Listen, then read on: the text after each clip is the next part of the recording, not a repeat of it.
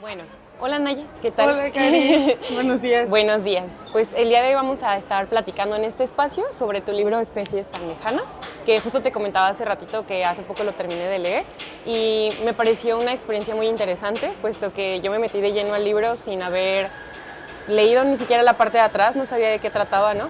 Así que las primeras impresiones que me llevé fue justamente esta dualidad que llevas a cabo en la narrativa, con la protagonista hablando al mismo tiempo como de arañas, ¿no? Claro. Y todo eso se me hizo muy interesante y me gustaría saber como tú qué pensabas respecto, o sea, era algo que planeabas desde el principio, como llevar esta dualidad, era un libro sobre arañas y después se metió en la otra historia, ¿no? O sea, ¿cómo fue esto?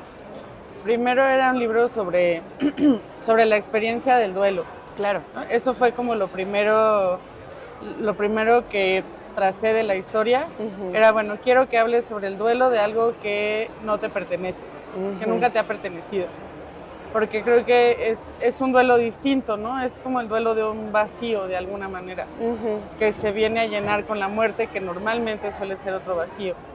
Entonces, yo sabía que quería contar esa idea o esa experiencia y necesitaba una voz narrativa que fuera lo suficientemente como analítica y cínica, sin caer en lo sentimental nunca ni en lo cursi, ¿no? Pues cuando estaba buscando qué tipo de voz, o sea, qué tipo de narración, pues sí, de narrador, de narradora iba a funcionar mejor con la trama, pensé que alguien dedicado a la ciencia, que una mujer científica iba a poder tener este matiz como de superanálisis y su super taxonómico y así. Y entonces dije, bueno, una científica mexicana, joven, que sea bióloga, o sea, pero todo esto fue como buscando la voz para narrar el lenguaje, para narrar la historia. Entonces llegué a la conclusión de que fuera bióloga y dije, quiero que trabaje alguna especie endémica. Y entre las varias especies endémicas que hay está la tarántula de rodillas rojas. Y así fue como surgió el tema de las arañas y se fue metiendo cada vez más en la historia. Claro. Conforme fui estudiando, investigando sobre las arañas, aprendí que ellas en su proceso de crecimiento van rompiendo la capa más superficial de su cuerpo, del exoesqueleto, ¿no? Como que la araña llega a un momento en el que ya no cabe dentro de sí y lo rompe. Y esa muda de piel o esa muda de superficie me parecía una referencia muy clara a los archivos que vamos guardando de nuestra propia vida, ¿no? Nuestras fotografías, la ropa que ya no nos queda, los zapatos, no sé, son como objetos en donde se va guardando nuestra historia. Claro. Entonces, las arañas vinieron por el lado de la voz narrativa y por el lado del archivo. Claro, sí, justamente eso me pareció muy interesante y conforme iba avanzando la historia yo decía, esta chica tiene TDAH. Yo decía, esta chica tiene TDAH porque tiene un sobreanálisis con una fijación. Y me encantaba también que justo hablaba del duelo y de esta necesidad de saber lo no sabido, pero no saber tampoco en dónde empezar, no saber qué es tuyo, y también tiene como un proceso de exploración de eso, ¿no? Justo acude al pueblo del que era su padre para buscar lo que sea que pudiera resguardar y que pudiera como apegarse justamente con el duelo, ¿no? Hay una frase que me parece muy potente y muy interesante que dice que a los muertos hay que ponerles límites para que no estén todo el tiempo, ¿no? Y entonces ella, al no tener esta información, justo es lo que va a buscar. Y me parece interesante cómo la historia se va narrando en ambos sentidos, ¿no? Y ella, hasta cierto punto, no sé tú qué pienses, si lo pensabas mientras lo ibas narrando, o más bien como que después, no sé si has releído tu obra, ¿no? Pero a mí me da la sensación de que también intenta llenar un poco explicándose a través de las arañas, ¿no? Claro, como que hay momentos en los que Natalia, la narradora, ya no sabe ni siquiera, no sabe dónde buscar afuera, no sabe por qué calles caminar, a dónde ir a preguntar, pero tampoco sabe hacia dónde buscar por dentro, ¿no? Llega a un límite de sí misma en donde ya no le alcanzan las palabras para decir por qué le es tan significativo que su padre haya muerto, y en esos momentos entran las arañas. Creo que es algo que nos pasa a todas, de que estás con algún problema de algún tipo y entonces ese problema se empieza a colar en tu trabajo también. O empiezas como a ver señales dentro de de otros dentro espacios, de tu día a día, sí, ajá, sí, sí. que te informan de alguna manera sobre el problema que estás viviendo. Y en este caso, como ella es especialista en arañas, quería también ofrecer como ofrecer esta otra mirada de que si los problemas humanos fueran vistos desde una perspectiva animal, pues serían muy distintos, ¿no? Tendrían, como que tenemos estos mandatos, sobre todo siento que las mujeres tenemos un montón de mandatos como de la crianza, de la maternidad, sí. del cuidado, de estar en casa, no sé, como todos esos mandatos sociales que mucha gente argumenta como, no, es que esa es su naturaleza, porque son madres, porque pueden gestar. Y yo quería como desde este otro ser súper distinto a nosotros, que son las arañas, como entrarle a esos problemas, pero desde una mirada completamente como extraordinaria. Y por ejemplo, me volvía loca pensar como ir tomando conciencia de, si una araña pone 500 huevos y tiene 500 hijas, ¿qué significa ser madre, no? Claro. O sea, y para esas arañas hijas, ¿qué significa tener una mamá si tuvo a 499? Entonces como que se va relativizando y se va volviendo más evidente que todo lo que sentimos que es como, entre comillas, natural, pues es un significado social que le hemos ido dando a través de los siglos. Sí. Pero también me parece muy interesante cómo también la voz de la narradora aterriza muchas cosas que ella ve en las arañas, ¿no? Y como decía, como también de que pinches machos que a veces solo funciona para fecundar e inmediatamente fallecen, ¿no? En cambio, las hembras tienen la capacidad como de segregar alimento para las crías independientemente de si son suyas o no, ¿no? Y entonces el hecho de que puedan cuidar o alimentar a las crías que no son suyas o sí, ¿no? O sea, como qué relación existe entre ellas. Eso me parece muy interesante porque al mismo tiempo no está tan alejado de lo que sucede como en algunos espacios de mujeres, ¿no? En los que también los hombres no están presentes, ¿no? Hasta cierto punto con ella sucede y no, porque no tuvo como más cuidadoras, fue su madre, pero a la vez no estaba el cuidador. Y no sé, me parece también muy interesante cómo logramos vernos en especies tan lejanas, ¿no? Me hacía mucho sentido que se hablara de a la par de estas dos especies, ¿no? Tanto de la araña como de ella misma, ¿no? Ella misma como una especie diferente incluso a su madre, ¿no? Eso también se me hacía muy interesante, que a pesar de que ambas fueran la misma familia, cuando, bueno, sin contar como muchos aspectos hacia el final, también se encuentra en un espacio en el que se siente totalmente lejana, ¿no? O sea, obtiene hasta cierto punto lo que busca en el principio, pero se siente lejana con la respuesta, ¿no? O sea, como... Exacto. Y eso me parece muy interesante. Cuéntanos un poquito más como de este proceso creativo. Me comentas que estuviste investigando sobre el proceso de investigar de las arañas. Ajá. ¿Cómo fue ese proceso? ¿Con quién te acercaste? ¿No? Claro, pues yo estudié literatura, pero estudié muchísimo, estudié un doctorado en literatura hispánica. Entonces, todo el aspecto de metodologías de investigación de la academia y en la consulta de archivos, pues me es algo muy familiar porque lo hice durante varios años.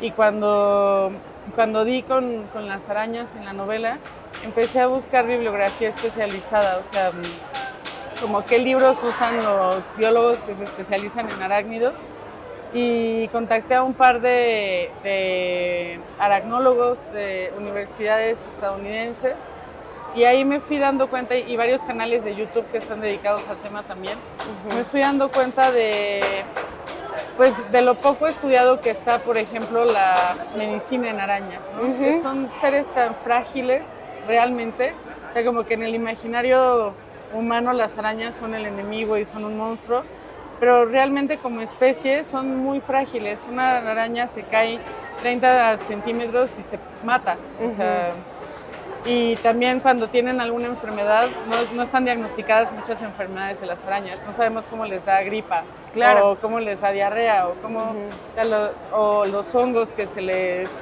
salen en la piel también. Claro. Son bichos que han sobrevivido justamente porque hay una sobrepoblación de arañas y surgen 500 en cada oportunidad, pero realmente son muy frágiles cada una como individuo. Y me di cuenta también de que hubo una moda, o sea, investigué por un lado como el aspecto biológico más técnico de qué tipos de de seda producen y cómo se diferencian entre distintas especies de arañas, cuáles son los patrones generales, qué pasa con las arañas venenosas. Y del otro lado investigué el significado como antropológico que tienen. Ahí me metí a buscar, por ejemplo, desde el psicoanálisis. Lacan tiene un seminario sobre la aracnofobia, un estudio de caso de un hombre que llega con un pánico a las arañas, con terror de arañas. Y en análisis, Lacan se da cuenta de que la araña simboliza a la madre como arquetipo, ¿no? Porque por la cuestión de que teje una red que a la vez puede proteger, porque puede proteger el nido y proteger la entrada de depredadores y tal, pero también atrapa, porque es como para conseguir comida y esa simbología a Lacan le parecía que remetía como al arquetipo materno de protege y atrapa, ¿no? Hasta qué punto tu mamá te debe poner límites y hasta qué punto dejar que te vayas, soltarte, ¿no? Claro. Y entonces también me di cuenta de que en algunas culturas originarias, bueno, en algunos pueblos originarios de Estados Unidos, las arañas son animales totémicos. En las culturas del desierto, en toda la franja, como lo que está en la frontera norte de Coahuila, Chihuahua, que es el desierto, las arañas y los escorpiones tienen significados espirituales. Espirituales, sí, claro, porque aparte forman parte también como de rituales como muy significativos, ¿no? Exacto. Y la medicina tradicional las ha usado también, las telarañas, sí, ciertas telarañas pueden ayudar a curar quemaduras leves o salpullidos, por ejemplo, porque tienen proteínas. En fin, como que estudié, investigué y me fui metiendo de que desde a un repositorio internacional de una universidad gringa hasta subreddit, o videos de TikTok, o sea, entré a buscar por todos lados y pues fui como incorporando las arañas a mi forma de pensar también, sí, ¿no? Sí, justo eso, con eso quería como comenzar a concluir. Una vez realizado este proceso de investigación, ¿no? De escritura y narrando esta historia que creo que precisamente se cumplió el objetivo de hablar del duelo de distintas perspectivas, no solo el duelo de la ausencia, sino también el duelo de la muerte, ¿no? Y no solo la muerte como ante nuestros ojos y con alguien que conocemos, sino alguien que no conocemos, ¿no? Y qué significa eso para nosotros, sino que además todo este proceso creativo y de investigación que tuviste, ¿no? ¿Qué es para ti entonces la conclusión respecto a estas especies, ¿no? ¿Siguen siendo lejanas, ya son más cercanas, ¿no? ¿Ya hablas a través de ellas, ¿no? Ah, qué bonita pregunta. Yo creo que para mí las arañas se volvieron más cercanas. Y respecto a mi papá, o sea que es, bueno, la novela no te lo he dicho, pero supongo que tú te diste cuenta, tiene un buen componente biográfico. Es decir, yo crecí lejos de mi papá y mi papá falleció antes de que yo lo buscara. Cuando lo busqué ya había muerto, porque toda mi vida estuvo ausente y tuvo sus aventuras y su vida loca, y yo cuando tenía 20 y tantos lo busqué y bueno, me encontré que ya estaba muerto. Y ese primer shock de no saber a quién había perdido, sí que con la investigación y con el tamiz de la ficción, no puedo decir que se resolvió ni que se sanó, pero sí lo pude ver desde otra perspectiva y eso es como muy, ¿no? Claro. O sea, como que dices, ok, estaba yo muy angustiada y como que el mundo se me había vuelto muy angosto y cambiando de perspectiva el mundo recupera su amplitud.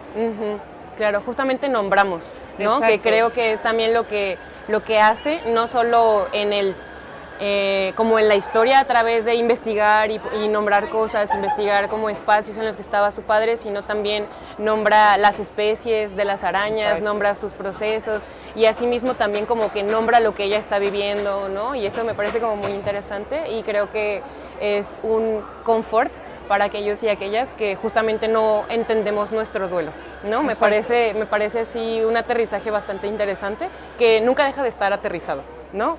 Como tú dices, no sana, pero se nombra y al menos ya lo entiendo, ¿no? Pues bueno, no sé si hay algo que consideres como importante mencionar, ya para concluir justamente, algo que se me esté escapando de las manos, que consideres que sea importante como para invitar a los lectores a conocerte, a conocer tu novela, ¿no? Bueno, invitarlos también a que lean el ensayo que publiqué en el Tsunami 3 de Sexto Piso, porque tiene algo que ver con la novela. No es el mismo universo narrativo, es el ensayo del tsunami es un ensayo, no hay como un cuento o una anécdota, pero sí hay una exploración otra vez sobre los temas familiares y la manera en la que nos relacionamos como con nuestra genealogía materna sobre todo. Entonces los invito a leer en complemento de Especies tan lejanas, el Tsunami 3. Ok. Bueno, Naye, pues muchas gracias. Muchas gracias a ti, Cari. Gracias. LCF, letras que nos transforman.